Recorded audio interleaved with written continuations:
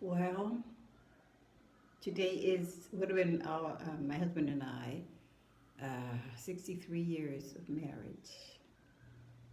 Had he lived, but he's gone now, but we had good years together. I was looking back and I was saying, like, what could I can't even think about anything that he did to me or did not do to me, like to really hurt my feelings and stuff like that. He was a wonderful, wonderful husband. Treated me good. Treated me good. He just did so much for me, from the time that we met. Even though he was a real jealous man, very jealous. He didn't want no other boy looking at me because he would start a fight. Case closed. You know what I mean? I used to tell him, like, you're so stupid. These people are not worried about me. These boys are not worried about me. But he was just jealous, and he took, like I said, he took excellent care of me. I didn't have to do anything at all. He just did whatever my need was. He made sure that it was met. So I was a blessed woman. And 15 and 16 years of age, I was 15 and he was 16. And, we just had a wonderful life together. He used to come to my house every day. Every day. My mom used to tell him, you're going to get tired of each other. But we never did. Got married when we were 20 and 21, respectively, So we had a good life. Not a perfect life because marriage and relationships are never perfect. But one thing we had was communication. And we communicated about everything. It's something that I didn't like. I was just telling him, look, this is bothering me. You need to fix it. And he fixed it. And vice versa, And that's how we are supposed to be. Because it's not easy. We look on the outward appearance and we say, oh, so and so has a boyfriend, that lucky I need a boyfriend. You better be careful what you ask for. You might get the perfect one, but then on the other hand, you might not get the perfect one in your sight. And even marriage, as you go into marriage, there's a lot of things that we should talk about before going into marriage, what marriage consists of, how we should treat each other, even in marriage. You should take out the trash. You should do this. It's not, a lot of times the woman ends up doing everything, well, practically everything, inside of the house and outside the house. And one thing with our relationship and with our marriage was that he took care of outside of the house and inside of the house. He would clean the house. He would make the bed. He would do everything in the house. And all he wanted me to do was to cook, and that made him happy. So that was our relationship. But yours might be totally different. So you have to communicate before you go into marriage. Don't go in there with expectations that are in your own head and in his own head that, oh, he's going to do this or he's going to do that. You need to have that talk.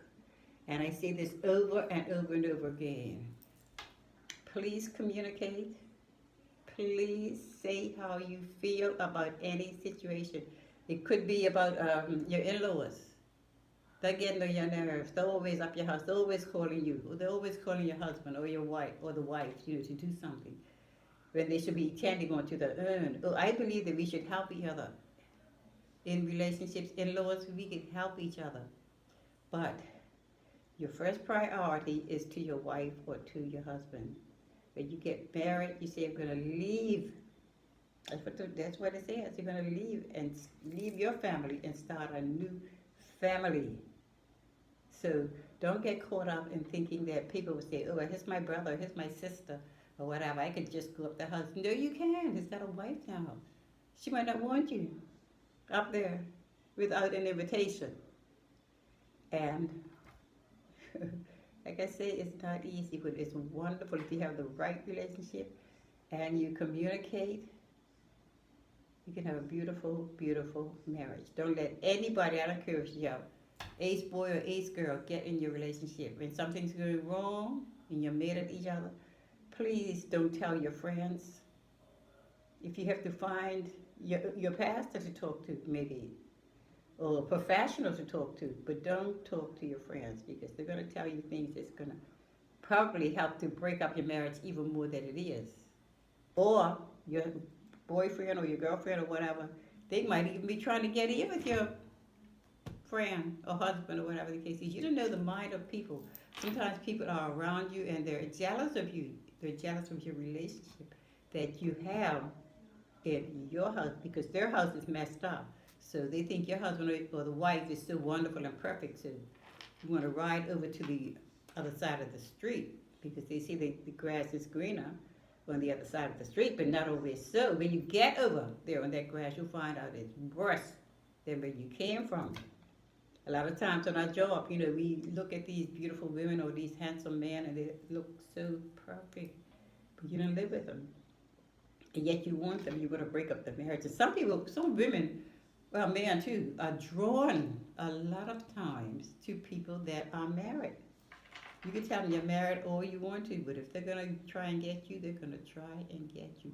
Beware and never say, oh, my husband would never do this, or my wife would never say never. Because the same thing you're saying never about is what would happen to you, and then you'll be in a shock mode. So keep everything open and keep loving each other, and keep sharing with each other, taking care of each other. Okay, and you'll make it at the end of the day. You will make it. 63 years, and I'm a blessed woman, even without my husband, but he laid the ground before he left. He laid the ground. He showed me what a real man is like. Okay? Well, you all take care, and I hope maybe just a tinge of what I said made sense and could bless you. Amen.